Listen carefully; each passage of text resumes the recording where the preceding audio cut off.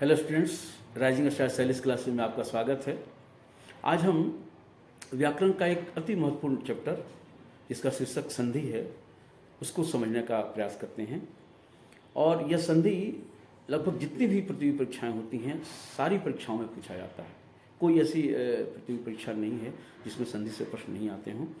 तो हम इस संधि का पूरे विस्तृत रूप से व्याख्या सहित विश्लेषण करेंगे और इसके हमने 3 वीडियोस बनाए हैं। आज पहला वीडियो मैं अपलोड कर रहा हूं।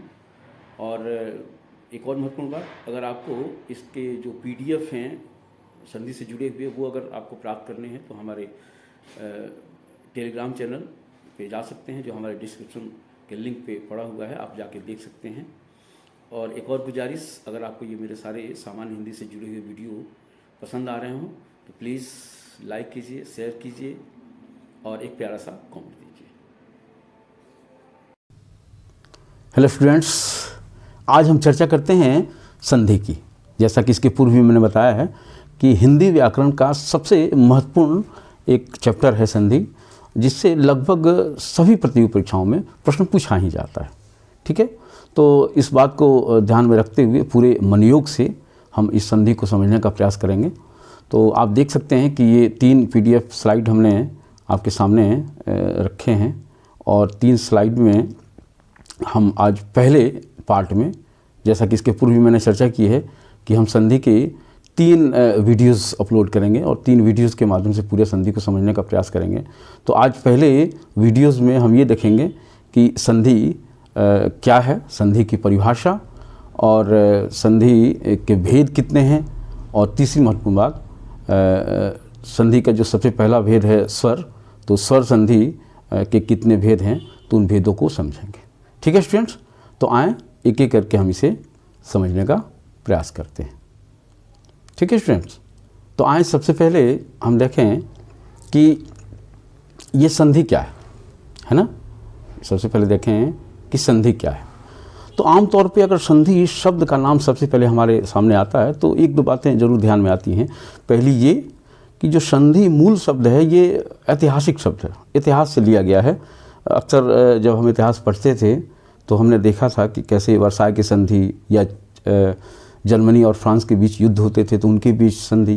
कहने का अर्थ ये कि जब 2 देशों के बीच आपसी युद्ध होते थे, उनके बीच लड़ाइयाँ होती थी, तो उनको आपसी समझौते के माध्यम से उनके युद्ध को सुलझाया जाता था, जिसे हम संधि कहते थे। तो मूल रूप से ये ऐतिहासिक शब्दावली है और वहीं से लिया गया है। लेकिन यहाँ इसका प्रयोग हिंदी व्याकरण में भी होता है। तो यहाँ हम हिंदी व्याकरण के संदर्भ में इस संधि को समझने का प्रयास करेंगे। ठीक है स्टूडेंट्स, तो हम देख सकते हैं कि संधि जो है, अगर हम कहें कि शाब्दिक अर्थ क्या है, तो शाब्दिक अर्थ है ये समधन धी। ठीक है, यानी शाब्दिक अर्थ होता है मेल, जोड़ या मिलाप। और ये भी कह सकते हैं कि जो संधि शब्द है वो कहाँ से लिया गया है, तो ये संस्कृत भाषा का शब्द है। कहाँ का शब्द है? संस्कृत भाषा का शब्द है, और जिसका शाब्दिक अर्थ होता है मेल, जोड़ या मिलाप। यानी किसी जब 2 समान ग्रुपों को मिलाया जाता है तो उसे हम संधि कहते हैं। ठीक है, चलें और इसको आगे जरा समझने का प्रयास करते हैं। अब एक और बात ध्यान रखनी है कि ये चूँकि संधि हिंदी के संदर्भ में हमें पढ़ना है, हिंदी व्याकरण के संदर्भ में पढ़ना है, तो हम ये देखें कि हिंदी व्याकरण की जो सबसे छोटी इकाई होती है, सबसे छोटी इकाई क्या होती है? वर्ण। ये तो हमने पढ़ा ही है। सबसे छोटी इकाई क्या होती है? वर्ण, या जिसे हम क्या कहते हैं? अक्षर भी कहते हैं, है ना। अगर स्टूडेंट्स आपको ध्यान हो तो वर्ण या अक्षर क्या होता है? अक्षर को हमने ध्यान दिया होगा कि अधन क्षर होता है, अधन क्षर होता है। अ यानी नहीं, क्षर यानी नाश है, यानी जिसका नाश न हो, जिसका नष्ट न हो सॉरी, वो अक्षर होता है। तो ये सबसे हमारी छोटी इकाई है। जैसे अ से अह तक, क से ज्ञ तक, तो ये स्वर और व्यंजन 2 वर्ण हमारे हैं। तो उन वर्णों को हमने देखा है कि कैसे ये टूटते नहीं हैं, इसलिए इन्हें अक्षर कहते हैं। तो जब सबसे छोटी इकाई स्वर है, वर्ण है, तो इन्हीं वर्णों के मेल से संधियों का निर्माण होता है। स्पष्ट है, ये बात हमने समझ ली। तो यहाँ जब संधि की बात आएगी तो अगर कहा जाए कि संधि क्या है, तो हम कह सकते हैं कि 2 या 2 से अधिक वर्णों के मेल से होने वाले विकार को क्या कहते हैं? संधि कहते हैं। क्या कहते हैं? संधि कहते हैं। स्पष्ट है? यानी हमने ये देखा कि दो या दो से अधिक वर्णों या अक्षरों के मेल से होने वाले विकार को संधि कहते हैं। ये विकार शब्द जो है इसको थोड़ा सा हमें समझना अनिवार्य है। ये विकार क्या होता है? विकार जिसे हमने परिवर्तन शब्द का नाम दिया है, होता ये है कि जब दो शब्द मिलते हैं, दो वर्णों के दो शब्दों के जब दो वर्ण अलग अलग मिलते हैं तो एक नया शब्द का निर्माण होता है, यानी एक नया परिवर्तन आता है। उसी को हम कहते हैं विकार या फिर परिवर्तन। जैसे हम आगे चर्चा करेंगे विशेष रूप से कि कैसे दो शब्द जब मिलते हैं और दो शब्दों के दो अलग अलग वर्ण मिलते हैं तो एक तीसरा शब्द बनता है, यानी एक नया परिवर्तन आता है जिसे हम विकार करते हैं। स्पष्ट है? तो हम समझ सकते हैं कि दो या दो से अधिक वर्णों अक्षरों के मेल से होने वाले विकार या परिवर्तन को संधि कहते हैं। क्लियर है? चले आगे देखें। अब हम ये देखें कि आखिर जो दो शब्द मिलते हैं उनके कौन कौन से वर्ण आपस में मेल खाते हैं या उनका मिलाप होता है जिससे संधि का निर्माण होता है। तो हम देख सकते हैं कि जब दो शब्द जो मिलते हैं तो पहले शब्द की अंतिम ध्वनि एवं दूसरे शब्द की पहली ध्वनि, ये ध्यान रखा जाएगा। स्पष्ट है? यानी जब दो शब्द मिलते हैं तो पहले शब्द की अंतिम ध्वनि और दूसरे शब्द की पहली ध्वनि का मेल होता है, उसे हम संधि कहते हैं। एक और चर्चा जो मैं परिवर्तन की बात कर रहा था उसको हम यहाँ आगे भी देख सकते हैं कि कैसे ये देख सकते हैं हम कि आपस में मिलकर जो परिवर्तन लाती है, ये पहले शब्द की अंतिम और दूसरे शब्द की पहली, तो ये जो आपस में मिलकर परिवर्तन लाती है उसे ही संधि कहते हैं। अर्थात दो शब्द आपस में मिलकर कोई तीसरा शब्द बनाते हैं। मैंने अभी चर्चा की थी, तीसरा शब्द बनाते हैं और जब जो परिवर्तन होता है उसे संधि कहते हैं। तो स्पष्ट ये ध्यान रखना है कि दो शब्द जब मिलते हैं उनसे जो तीसरा स्वर बनता है, जो परिवर्तन के रूप में जिसे हम कह सकते हैं विकार उत्पन्न होता है, वही संधि होता है। जैसे मैंने एक उदाहरण आपके सामने दिया है, ये एक उदाहरण बल्कि दो उदाहरण मैंने दिए हैं यहाँ, आप देख सकते हैं दोनों उदाहरणों को। कि जैसे उदाहरण है विद्यालय, एक बहुत आसान सा शब्द है जिसको हम समझने का प्रयास करेंगे।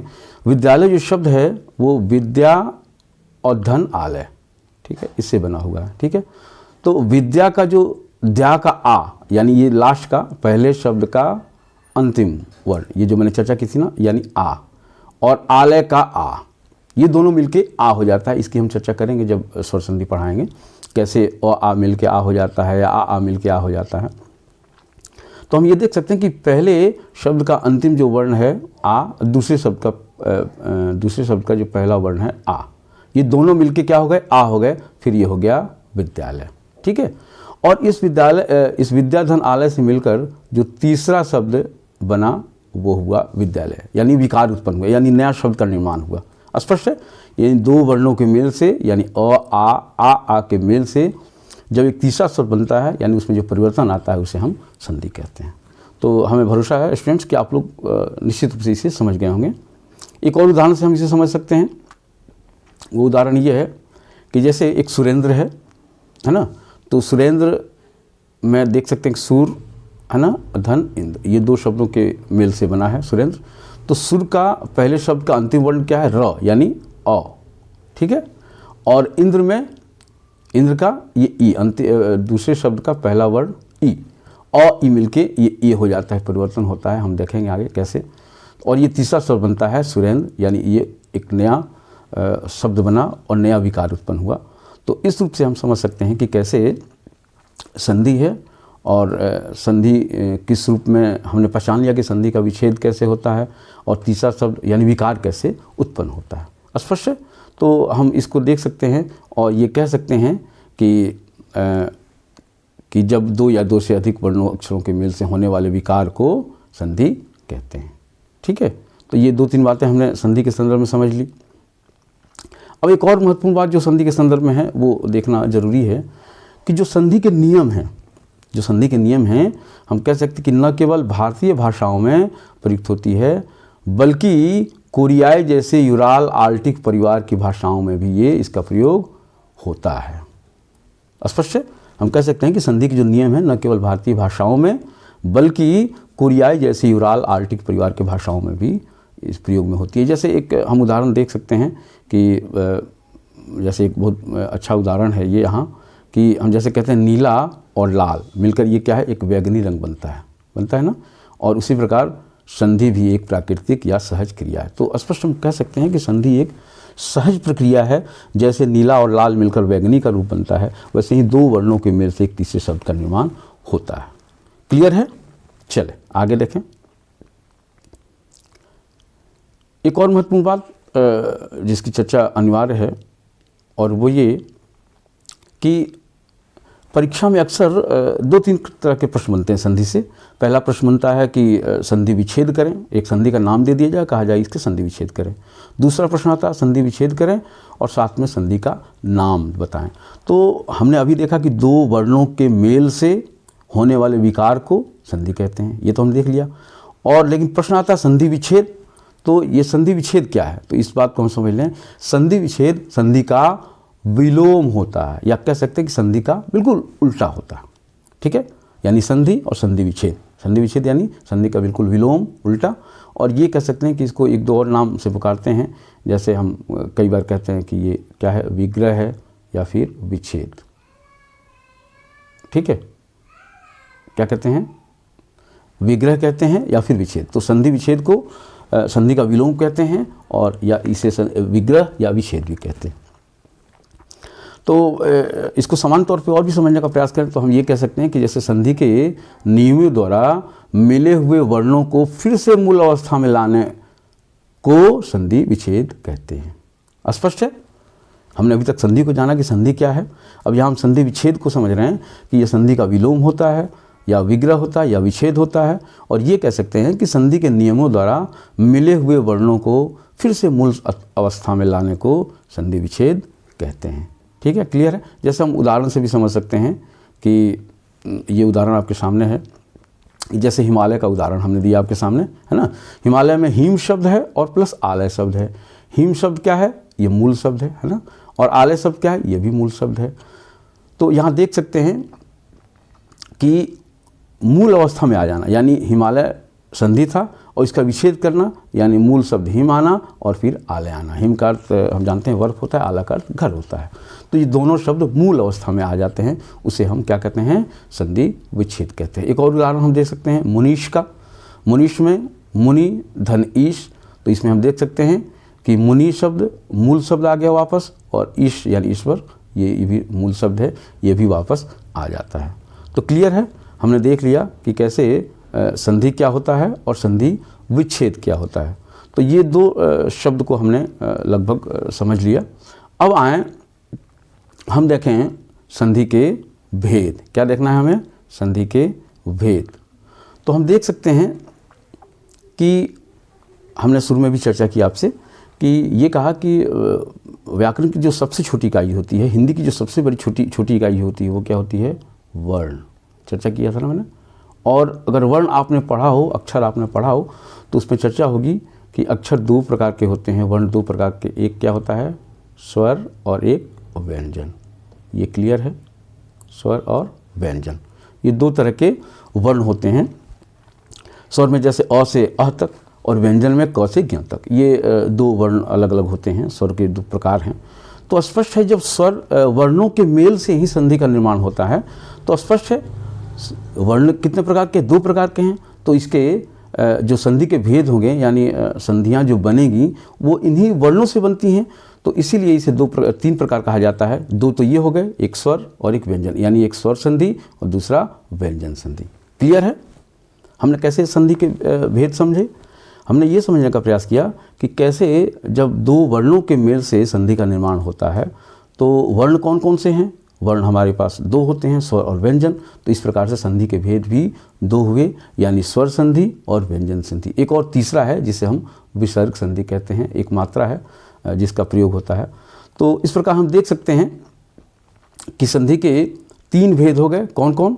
एक तो स्वर संधि, दूसरा व्यंजन संधि और तीसरा विसर्ग संधि। स्टूडेंट्स, एक और बात हमें ध्यान रखनी है कि ये जो स्वर संधि है इसी से लगभग प्रश्न हमारे एग्जाम में ज़्यादा पूछे जाते हैं, क्योंकि स्वर संधि के भी 5 भेद होते हैं और पांचों भेदों से ही प्रश्न लगभग अधिकांश पूछे जाते हैं। तो हम प्रयास करेंगे कि स्वर संधि के जो 5 भेद हैं उसको विस्तृत रूप से समझने का प्रयास करें। ठीक है, आगे देखें तो हम स्पष्ट देख सकते हैं कि संधि के 3 भेद हो गए। कौन कौन भेद हो गए? एक तो हमने देखा कि स्वर संधि, दूसरा व्यंजन संधि और तीसरा विसर्ग संधि। अब आए तीनों को एक एक करके हम समझने का प्रयास करते हैं। सबसे पहले हम स्वर संधि को समझें जरा। तो हम देख सकते हैं स्वर संधि क्या है। तो स्पष्ट है कि इसके पहले भी मैंने चर्चा कर चुका हूँ कि जहाँ स्वर के बाद स्वर के आने से जो विकार उत्पन्न हो वहाँ स्वर संधि होता है। स्पष्ट है, क्योंकि मैंने कहा था कि वर्ण के 3 भेद, स्वर और 2 भेद, स्वर और व्यंजन, तो वहाँ स्वर यानी ये स्वर संधि। और जहाँ सिर्फ स्वर के बाद स्वर के आने से, यानी स्वर अगर है पहला, जैसे स्वर यानी अ से अ तक, तो उसमें अ से लगभग औ तक की चर्चा होती है। यानी जहाँ स्वर के बाद यानी अ से औ के बाद कोई और वही स्वर आए, समान स्वर आए या असमान स्वर भी हो सकता है, लेकिन स्वर ही आए और उसके बाद जो परिवर्तन होता है उसे कहते हैं स्वर संधि। क्लियर है? यानी स्वर के बाद कोई व्यंजन नहीं आएगा बल्कि स्वर के बाद सिर्फ स्वर ही आएगा। क्लियर है? चले उदाहरण से समझने का प्रयास करें जरा इसको। उदाहरण जैसे हमने दिया अभी गणेश का। ठीक है, तो गणेश में क्या है? गण धन ईश, यही है ना। तो गण में हमने देखा ड, यानी पहले शब्द का अंतिम वर्ण क्या है? अ है, और दूसरे शब्द का पहला वर्ण क्या है? ई है। तो दोनों स्वर हैं, अ भी और ई भी, ये मिलके ये हो जाता है। तो हमें यहाँ ये समझना है कि जो गणेश शब्द बना है, जिसकी संधि विच्छेद मैंने की गण धन ईश, तो गण का अंतिम अ ये भी स्वर और ईश का पहला वर्ण ई ये भी स्वर है। यानी स्वर के बाद जब स्वर ही आए और कोई नया शब्द यानी गणेश बन जाए तो वो स्वर संधि कहलाता है। क्लियर है? इस बात को हमने समझ लिया। अब आए हम समझने का प्रयास करें व्यंजन संधि। क्या है व्यंजन संधि? व्यंजन संधि में होता यह है कि जहाँ व्यंजन के बाद व्यंजन या स्वर के आ जाने से परिवर्तन हो या विकार उत्पन्न हो, उसे क्या कहते हैं? व्यंजन संधि कहते हैं। स्पष्ट है? स्वर में हमने क्या देखा कि स्वर के बाद कोई स्वर ही आता है ना, तो विकार उत्पन्न होता है, तो परिवर्तन आता है। लेकिन व्यंजन संधि के साथ क्या है कि जहाँ व्यंजन के बाद व्यंजन या स्वर, ये स्वर के आने की भी संभावना रहती है। ऐसा नहीं है कि व्यंजन के बाद सिर्फ व्यंजन ही आए, व्यंजन के बाद व्यंजन या स्वर के आ जाने से जो परिवर्तन आए उसे व्यंजन संधि कहते हैं। जैसे हम उदाहरण के द्वारा हम समझ सकते हैं। उदाहरण ये है कि जैसे दिग्गज, इसका संधि विच्छेद होता है दिक धन गज, दिक धन गज। तो दिक में हम देख सकते हैं अंतिम क्या है? क है, यानी ये क्या है? व्यंजन है। और गज का पहला वर्ण क्या है? ग है, ये भी व्यंजन है। यानी हम देख सकते हैं कि व्यंजन वर्ण के बाद यहाँ व्यंजन सॉरी स्टूडेंट, व्यंजन वर्ण के बाद व्यंजन वर्ण ही आता है। तो इसलिए ये कौन सी संधि हो गई? ये संधि हो गई व्यंजन संधि। क्लियर है? चले आगे देखें हम लोग। अब देखें हम लोग तीसरी जो संधि है वो है विसर्ग संधि। स्पष्ट है? तो हमने देखा होगा विसर्ग एक मात्रा है जिसका प्रयोग इस रूप में होता है, ये इसे हम विसर्ग कहते हैं ना।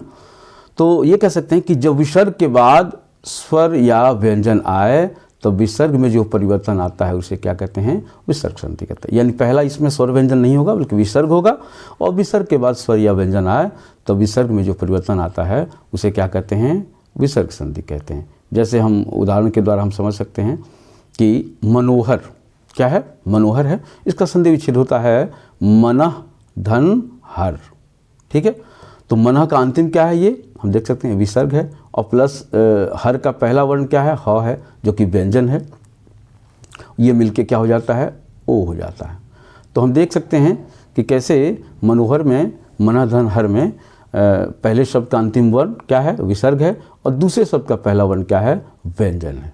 ठीक है, तो यहाँ कौन सी संधि हो गई? यहाँ हो गई विसर्ग संधि। क्लियर है? अब हम चर्चा करेंगे स्वर संधि की। अभी तक हमने ये देखा स्टूडेंट्स कि संधि क्या है, संधि की परिभाषा क्या है, और संधि विच्छेद क्या होता है, और संधि के भेद कितने हैं। संधि के भेद में हमने बताया कि स्वर संधि, व्यंजन संधि और विसर्ग संधि। अब इसका जो सबसे महत्वपूर्ण भाग है वो है स्वर संधि। क्या है? स्वर संधि, जिसे हम क्या कहते हैं? वीवीआई कहते हैं। ये क्या है? वीवीआई है, सबसे महत्वपूर्ण है, वेरी वेरी इंपॉर्टेंट, क्योंकि अक्सर जो प्रश्न पूछे जाते हैं वो स्वर संधि से ही पूछे जाते हैं। तो स्वर संधि के बारे में हमने चर्चा कर ही ली थी कि जब दो स्वरों के मेल से परिवर्तन आए उसे स्वर संधि कहते हैं। अब हम चर्चा कर लें कि स्वर संधि के कितने भेद होते हैं। ठीक है, तो हम देख सकते हैं यहाँ कि स्वर संधि के 5 भेद होते हैं। कितने होते हैं? स्वर संधि के 5 भेद होते हैं। कौन कौन होते हैं? दीर्घ संधि, गुण संधि, वृद्धि संधि, यण संधि और अयादि संधि। तो ये 5 संधियाँ स्वर संधियाँ की हैं। और एक जो 5 संधियाँ हैं उसको हम अगले जो वीडियोज़ हैं उसमें हम एक एक करके देखेंगे। पहले वीडियोज़ में हम दीर्घ संधि, गुण संधि, वृद्धि संधि को देखेंगे और अंतिम वीडियो में हम यण और अयादि को समझेंगे, क्योंकि ये 3 एक साथ चलते हैं और 2 अंत में अलग अलग चलते हैं। तो स्टूडेंट्स, आपने देखा होगा कि आज हमने संधि के सामान्य जो बातें हैं उसको समझने का प्रयास किया और ये देखा कि संधि क्या है और संधि के साथ साथ संधि विच्छेद क्या है, संधि के नियम क्या हैं और संधि के प्रकार कौन कौन से हैं, स्वर संधि, व्यंजन संधि, विसर्ग संधि, ये हमने देखा। और अंत में हमने देखा जो पहली संधि है स्वर संधि, उसके जो सबसे काफ़ी महत्वपूर्ण है, उसके जो 5 भेद हैं उसको हमने देखा। तो स्टूडेंट्स, आज हमने संधि को सामान्य तौर पे समझा। अगले वीडियोज़ में हम जो स्वर संधि के 3 भेद हैं, दीर्घ संधि, गुण संधि, वृद्धि संधि, उसको जानेंगे और अंतिम वीडियो में यण संधि और अयादि संधि को समझेंगे। ठीक है स्टूडेंट्स? Okay, thank you.